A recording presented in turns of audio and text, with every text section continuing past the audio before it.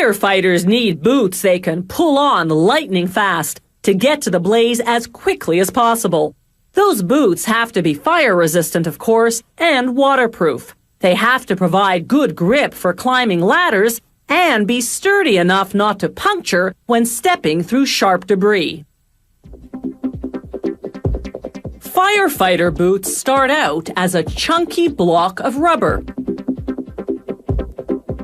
The first step is to put the block through a mill.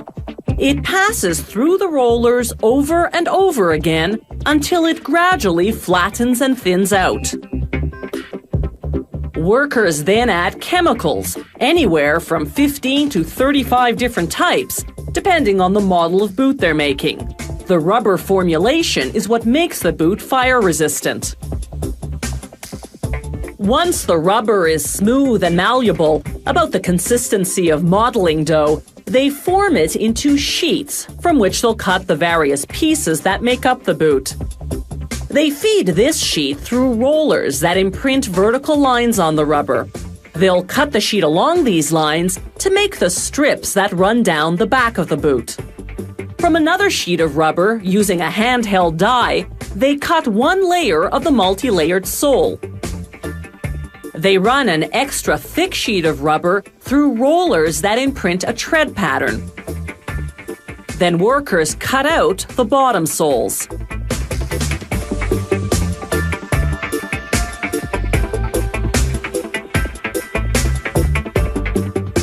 They mark the boot size on the bottom. Using yellow rubber, they cut out the boot's toe cap covers. The boot's leg has a stiff lining to prevent it from wobbling. Workers cut it from a rubber-backed cotton fabric following a pattern. Once all the pieces are cut, workers can assemble the boot on a form. They start with the lining, wrapping it around the front and gluing it closed at the back. Then they glue on the insole. For this model, it's made of rubber-backed felt. They secure the lining seam and seal it with one of those rubber strips we saw earlier. Now, the vamp, a piece of felt reinforced with a thin layer of rubber. This gives the boot strength.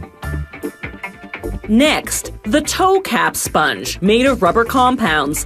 When they cure the boot, the sponge will inflate and hold this steel toe cap in place.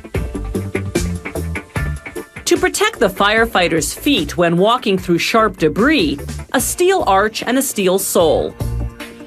Next, an adhesive-backed toe cap cover. Then a felt sole to protect the firefighter's foot against heat. It has a steel arch for stability when the firefighter climbs the ladder.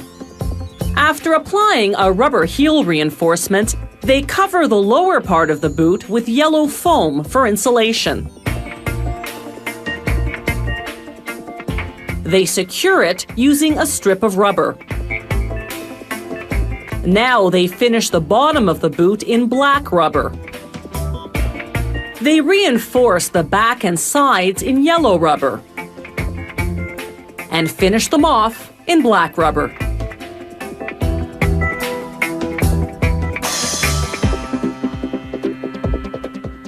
Next comes the yellow toe cap. Then a rubber pad to protect the front of the boot when it rubs against the rungs of the fire ladder. Now the bottom sole. They use a press to seal it in place. Rubber bonds to rubber under pressure. They apply a rubber trim around the bottom, using a small roller to press it in place. Workers then press all the seams to ensure they're well adhered. Then it's into a vacuum machine for about 4 seconds to create an airtight bond. Finally, the boots go into a giant oven that heats them to 140 degrees Celsius. An hour and 45 minutes later, the rubber is cured and hardened, and all the pieces have fused together. These boots are ready to take the heat.